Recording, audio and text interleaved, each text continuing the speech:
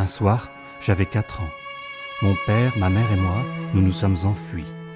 Nous avons couru toute la nuit à travers la campagne, prenant soin d'éviter les autres plantations, et nous avons rejoint les faubourgs de la Havane. Mes parents m'ont mis en sécurité chez une femme. Je ne les ai jamais revus. Cette femme m'a vendu 245 pesos à un riche marchand portugais, et en même temps, elle me libérait de l'esclavage. En Europe, il n'y a pas d'esclaves.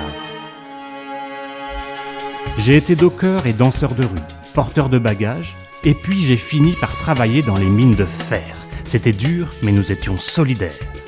Les jours de repos, on se lâchait, et moi, je dansais. Dieu que j'aimais ça, danser. Il improvise une chorégraphie, et c'est à ce moment que Tony Grice l'a aperçu. Il l'a suivi, clown, en tournée à travers toute l'Europe. J'ai eu la chance de rencontrer l'amour.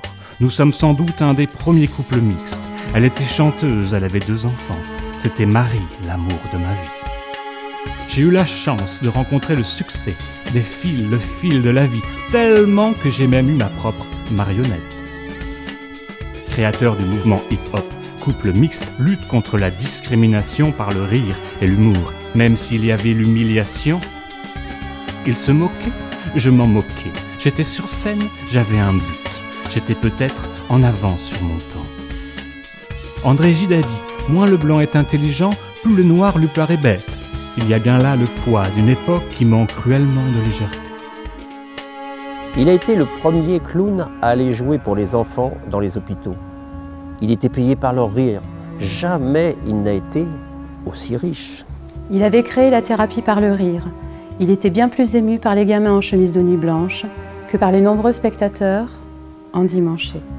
Les médecins de l'époque constatent alors. Les petits vont mieux, et certains guérissent même. Non mais tu te rends compte, déflagration. On prend conscience que l'impact du rire soigne bien mieux que l'explosion de la douleur. Il passe de Tony Grice à Fouti, avec qui il partage 15 années de spectacle, qui, 100 ans après, font partie de la légende circassienne. Première star noire, artiste de publicité, acteur de cinéma muet, duo blanc-noir, clown à message, naissance de mon expression, être chocolat. La presse est dithyrambique. Chocolat est roi, chocolat est maître, vive chocolat! Pas de bonne soirée sans chocolat.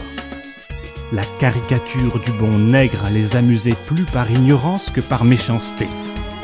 Je deviens célèbre et populaire. Certains parlent même d'institution. Raphaël Chocolat dit Padilla est mort dans la misère, ignoré de tous, le 4 novembre 1917. Il est enterré dans la fosse commune, réservée aux indigents, au cimetière protestant de Bordeaux. Chocolat aura lutté à sa façon contre les discriminations, par son art, son talent, son sens de l'altérité et sa fidélité, en amitié et en amour. Inventant la thérapie par le rire, soulageant la souffrance des enfants malades, beau personnage, moderne, modèle des combats incessants à mener pour l'humanité.